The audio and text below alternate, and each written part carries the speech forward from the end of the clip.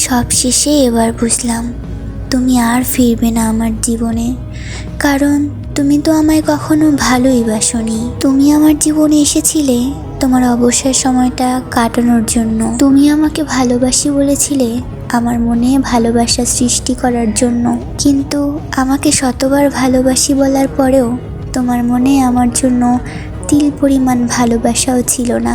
তুমি ভালোবাসি বলতে আর আমি বোকা নিজেকে ভাগ্যবতী মনে করতাম।